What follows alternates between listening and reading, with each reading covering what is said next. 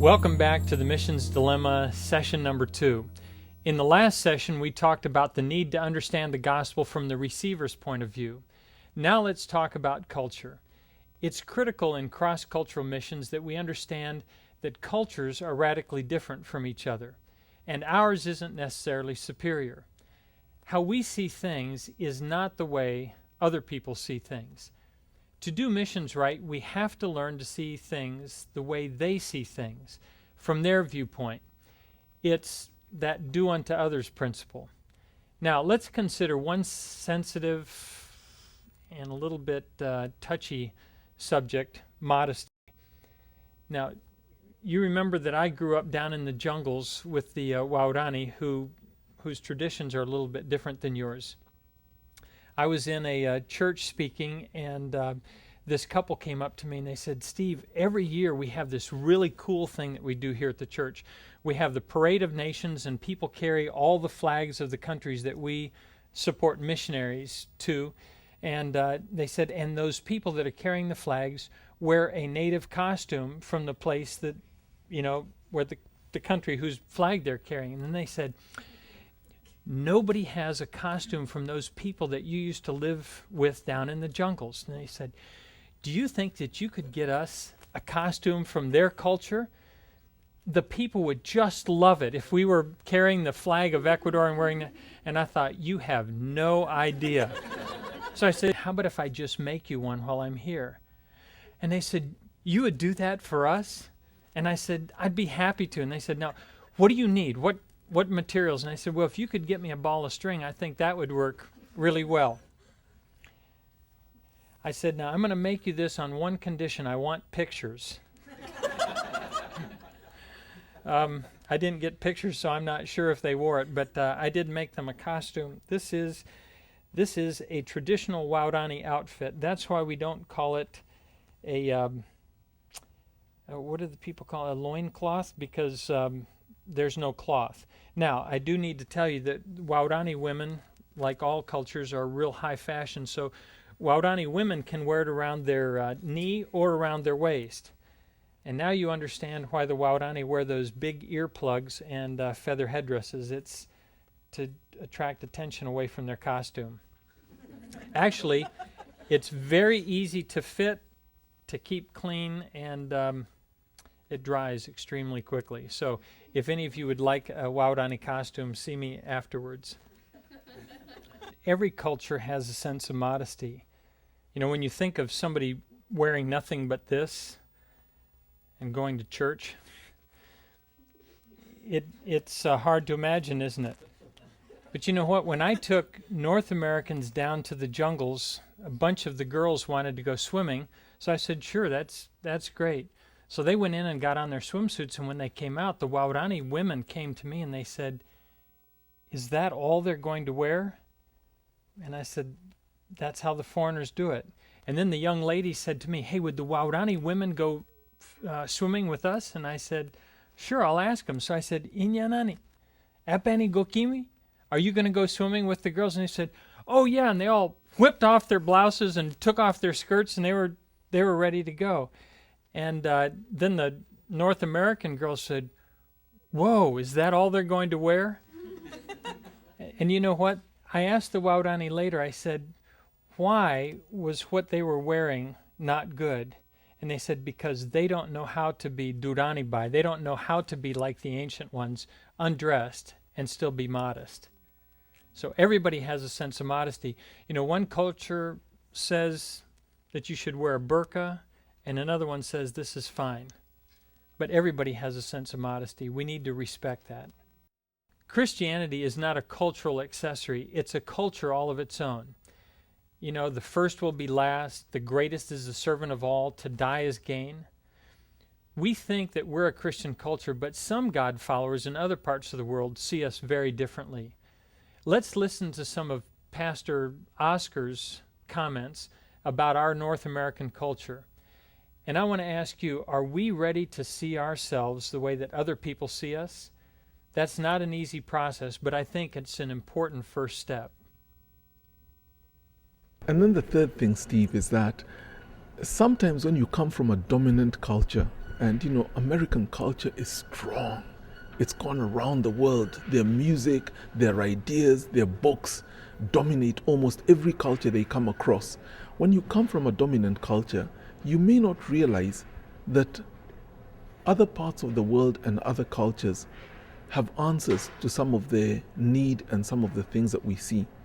And when you come with a dominant culture and you know what you need to do, you don't realize that actually by speaking out, you have denied an opportunity for many varied, different cultural perspectives to be laid on the table and for an answer to be crafted from these different contributions coming from different cultures. And the conversation is dominated by just one perspective. I say to Americans in my context when, say they come and attend a meeting with me, say with pastors, I tell them, don't talk. I need you to go into that place and to listen and to learn. And if anybody asks you a question, your response should be, wow, what conversations these are. I'm just so honored to be here. And don't tell them what you think. Because when the American speaks, coming from a dominant culture, when the American speaks, the conversation is over.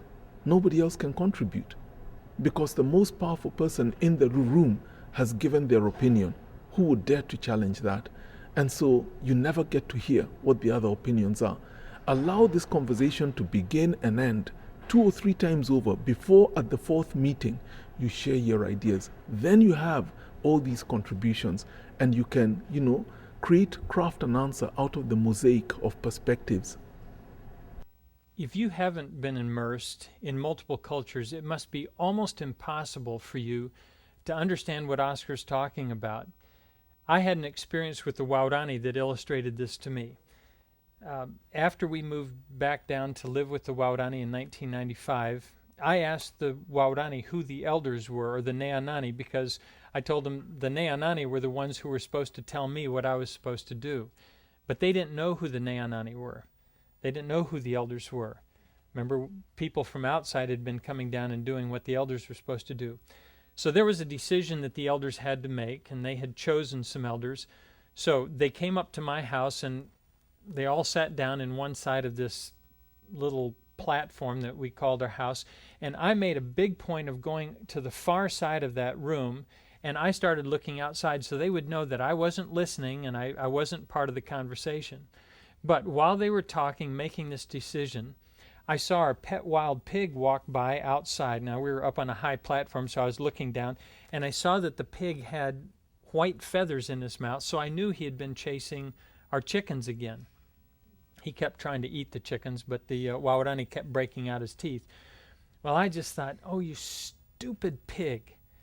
Well, later my wife, Ginny, told me, she said, Steve, I think that the Waodani were just about to make a decision, and then they all saw you look at the pig, and when you made that frown, they all went back to try to make a new decision.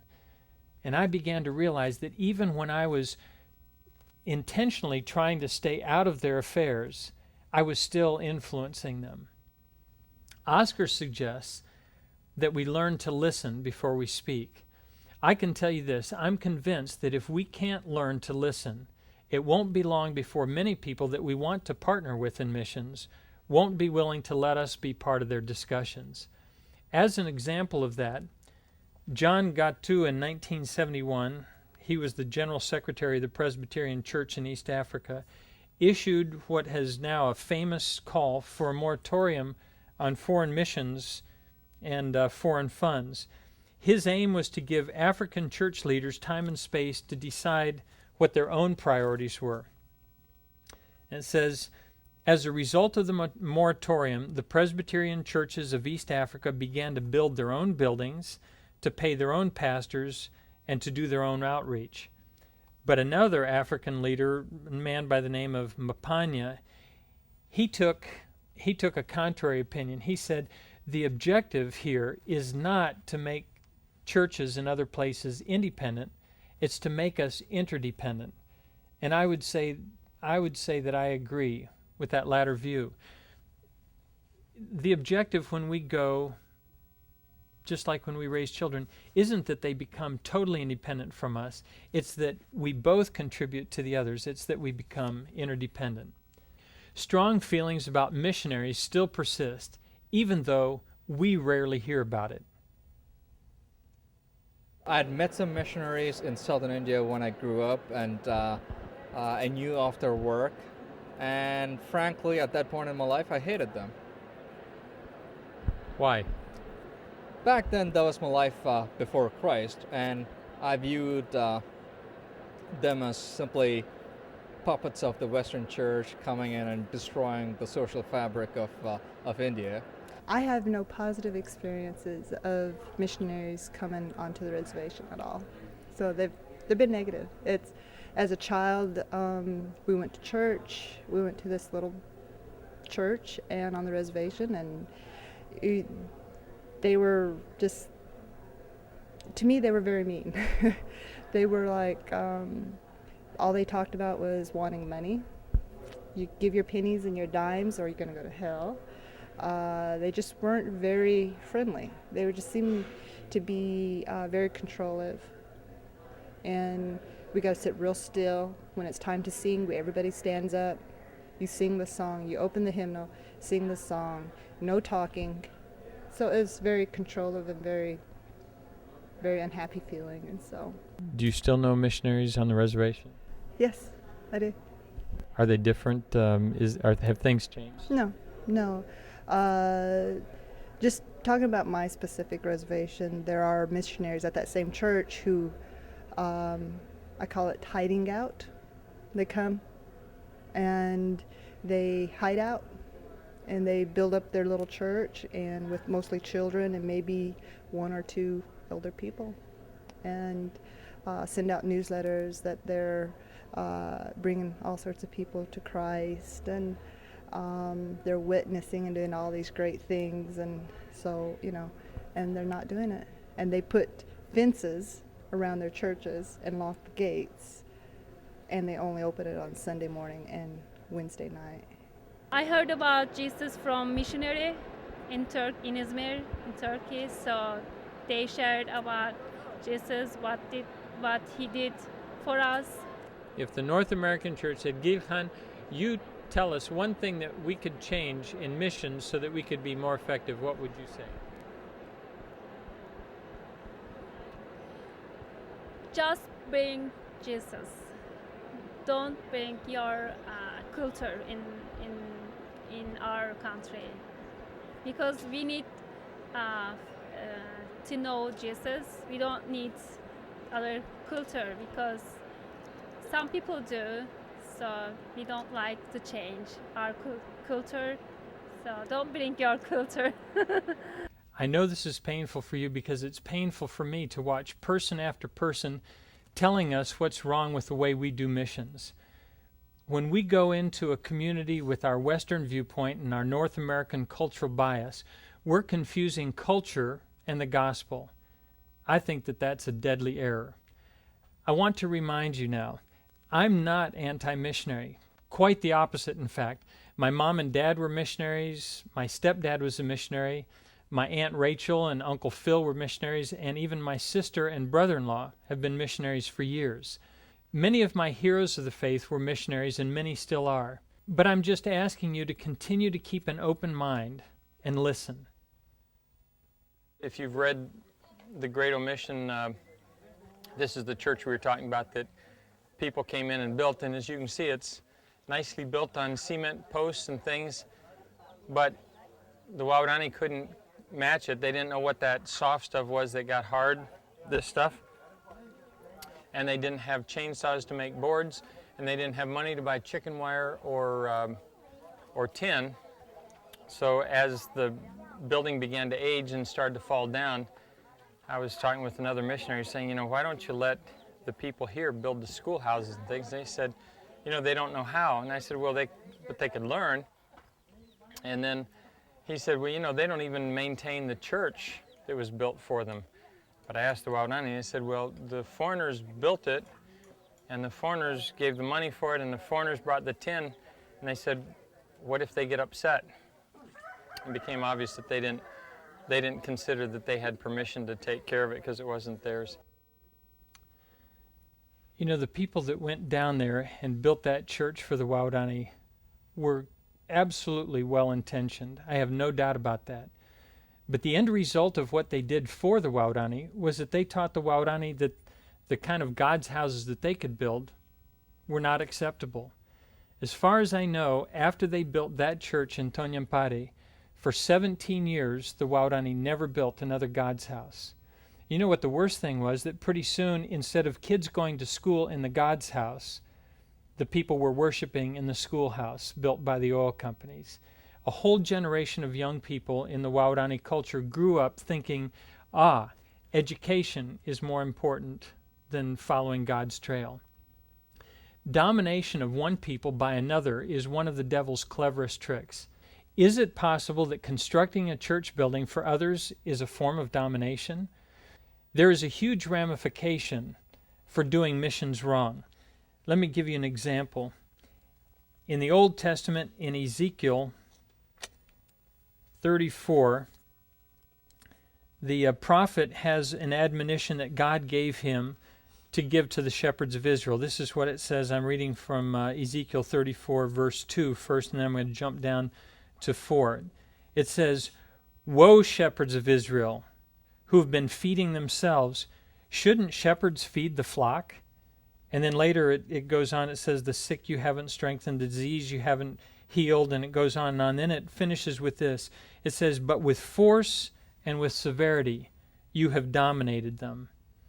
And then there's another reference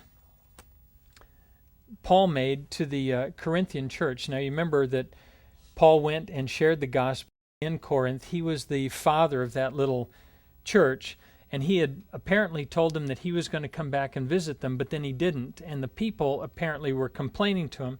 So this is what Paul writes to them. He says, "I call God as my witness." This is 2 Corinthians 1, verses 23 and 24. He says, "I call God as my witness that it was to spare you that I came no more to Corinth. Not that we should lord it over your faith, but we are workers with you."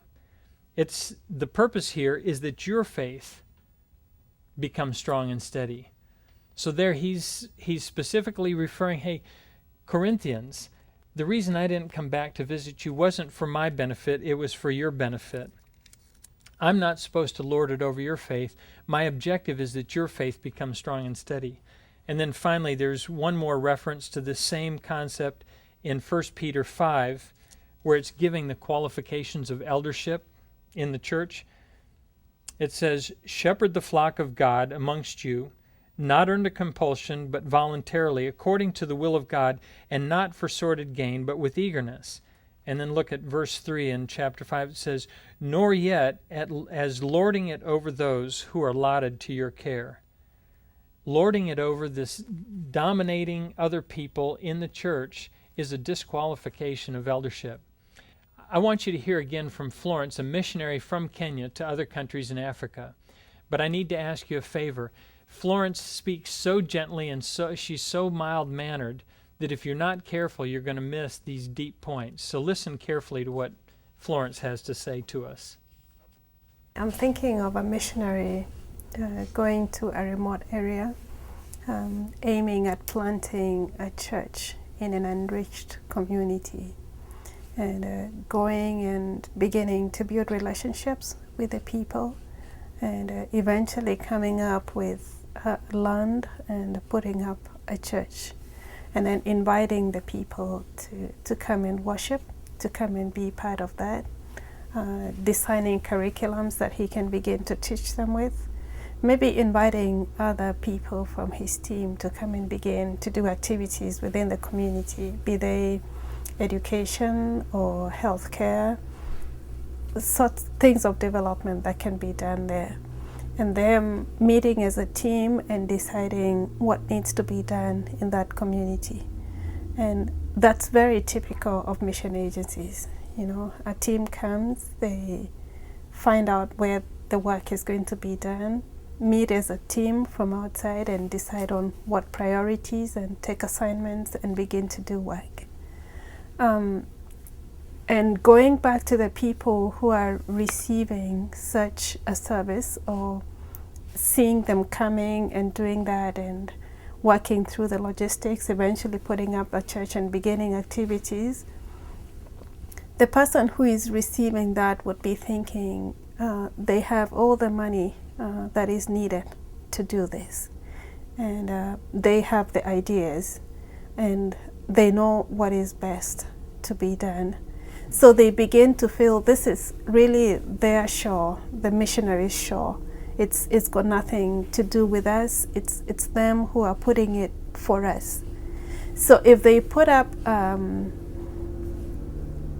like a center or put up a clinic, it will belong to the missionaries. It will not belong to the community because they've not been invited to make a decision. So there's no ownership. There's no partnership. It belongs to the mission agency.